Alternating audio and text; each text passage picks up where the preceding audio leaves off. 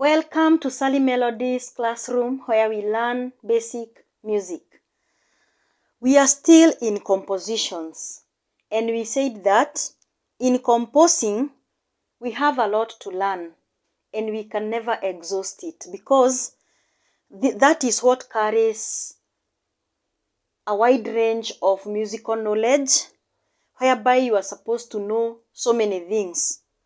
Compositions, harmony.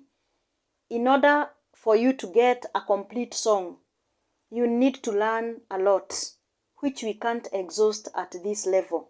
But I thought it is good we learn a few basics on the common music science in compositions. These are some of the common musical science that you will find on the music sheet or music score, and you are also required to use them in your compositions because in music we use symbols and signs to learn. We use symbols and signs to interpret.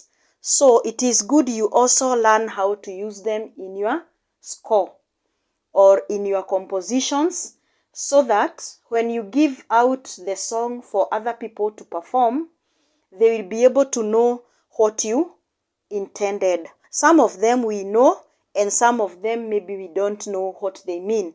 We have DC. It means DC is da capo. It means you go back to the very beginning. These are not English words, but they have been explained there. When you see a DC indicated on the sheet, it tells you that you go back to the very beginning. And then we have DS, dal segno. It means that you go back to where you will see this sign. This sign is the one that we call DS or dal segno. Go back to this sign. And then fine, people say fine, but it's not an English name. It's fine, or you can just say fine. You stop there. It means that the song ends there. That is where you are supposed to end the song. And then we have al fine on the repeat to the end, or al fine, depending on what you will remember quickly. It says that on the repeat to the end, you stop where it says fine or fine on the repeat. So this one is not where you are supposed to stop. There is a repeat mark that tells you to go back, and then when you come the second time, that is when you find the word fine or fine. And then we have this sign here. It looks like an oval and a cross. It tells you go to the coda section. It is the coda sign. It tells you go to the coda section, play until you see the coda sign, or sing until you see the coda sign. And then we have a fermata. We have a fermata here. This one, it looks like an eye. This one. Now, this one, it tells you to prolong the note longer than its value. This one is found at the end of a song or at the end of a section. So we are told that you can prolong the note longer than its value. So you as a conductor, you are the one who is going to control the fermata, the sign. Maybe if the last note there is a minim, you are not going to count 2. You are going to prolong it and then you stop the song there. It doesn't affect the value of the note, but it tells you that as you conduct, you end the song, you're supposed to prolong up to where you would wish to stop the song. It's called a fermata. And then here, these ones we learned earlier, but it's good to refresh. We have repeat marks, and they are called double repeat marks. They are called double repeat marks. We have opening repeat marks. They look like this. And then we have the closing ones, which look like this. So it means that whatever is in between there, you have to sing twice. The marked section must be sung twice. So maybe it starts from here and then it ends somewhere here. So that part must be sung twice. You repeat that section. That is what we call double repeat marks. Here we have something called accent. It looks like this. It means it is put on top or below the note, depending on where the head of the note is facing. So you are supposed to attack that note with force. You sing with accent. You attack the note. You will find it somewhere here, below the note, or maybe above the head of the note. And then we have metronome. These ones we know, and we did it when we were doing tempo. So these ones, they are very, very important, because when you are writing your song, you must indicate the metronome. The metronome also dictates the mood of the song. If it is a solemn song, you just put a lower metronome. If it is a joyful song, the metronome or the tempo or the speed can be higher. You must also consider the value of the notes. For example, the time signature. If you are dealing with crotchets, maybe if you are writing a 2/4, a 3/4, or a 4/4, you are going to use the crotchet. You are going to use the crotchet is equal to your metronome.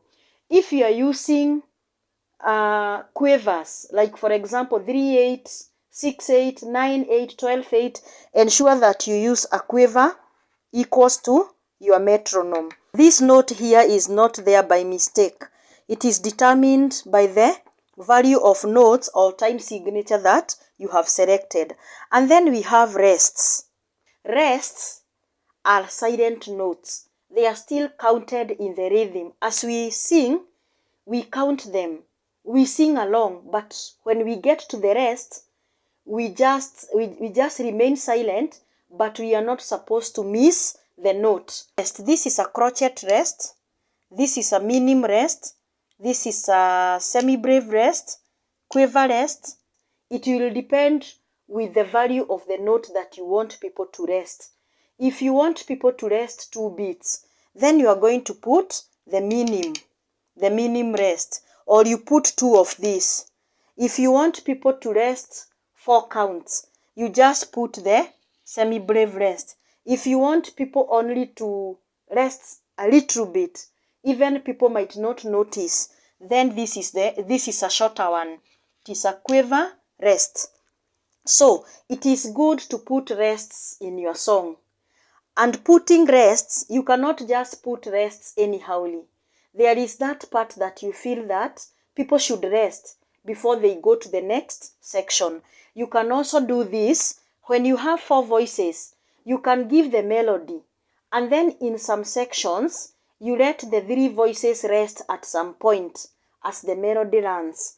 And then the melody, those who are doing the melody can have rests, and then the one voice can continue, can keep running. So it is good because those are some of the techniques that will make our compositions better. And then at the end here, we have staccato. Remember, we learned about staccato. This is whereby the notes are detached. You can put a staccato in some point, but not in the whole song. Just a small section. And then the rest will be legato, will be smooth. So this is where we sing notes. We sing notes when they are detached. For example, do, re, mi, fa, sol, la, ti, do. But when it is legato, do, re, mi, fa, sol, la, ti, do. Smooth. We learned about ties. We learned about a tie. A tie joins 2 notes of the same pitch to prolong the duration. So this is a crotchet and this is a crotchet. You can join them so that it can give you a value of a minim. And then here we have something we call a slur. We have a slur. A slur is very different from a tie. A slur joins notes of different pitches. Maybe this is a do and this is a re. You just join them, and then as you sing, you play them smoothly. You can also use a slur to join several notes to form a melismas. There are so many, we can never exhaust them. But at this level, we can just look at these few and common ones that we find in our scores. Thank you very much for attending this lesson. See you in the next lesson.